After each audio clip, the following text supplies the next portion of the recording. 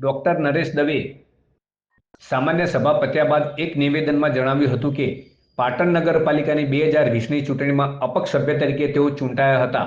ત્યારબાદ એક વર્ષ પછી વડાપ્રધાનની વિચારસરણીથી તેઓ ભાજપમાં જોડાયા હતા.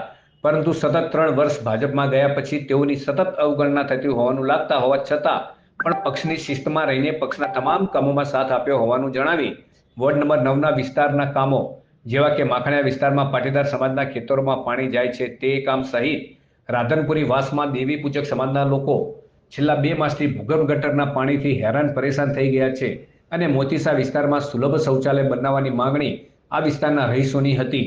તે રજૂઆતો છેલ્લા 2 વર્ષથી પ્રમુખ દ્વારા અટકાવી વોર્ડ નંબર 9ના વિસ્તારના કામોની અવગણના થતી હોવાની સામાન્ય સભામાં ડોક્ટર નરેશ દવે દ્વારા યાદી આપવામાં આવી હતી. ત્યારે પાલિકા પ્રમુખના 2.5 વર્ષના શાસનમાં શું કર્યું એ તો પાટણની પ્રજા જવાબ આપશે, પરંતુ તેઓ ઉપર ખોટા આક્ષેપો કરીને પાલિકા પ્રમુખ અન્યાય કરી રહ્યા છે તે બાબતે વિચારવાનું તેઓએ જણાવ્યું હતું.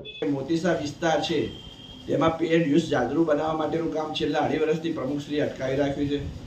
માખણીયા વિસ્તારના જે ખેડૂતો છે જેમના ખેતરો છે એમાં એમના પાણી ભળી જવાથી ખેડૂતોને નુકસાન થાય છે એ કામની ચર્ચા માટે સામાન્ય સભામાં યાદી આપી.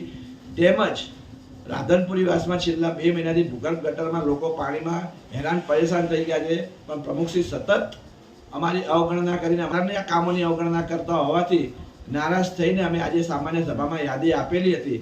પણ એ યાદી ના ચડાવી અને ખોટી રીતે પાટણના વિકાસની વાતો કરે છે, પરંતુ પાટણનો વિકાસ એમને છેલ્લા 2.5 વર્ષમાં શું કર્યું તો પાટણની પ્રજા એમને જવાબ આપશે.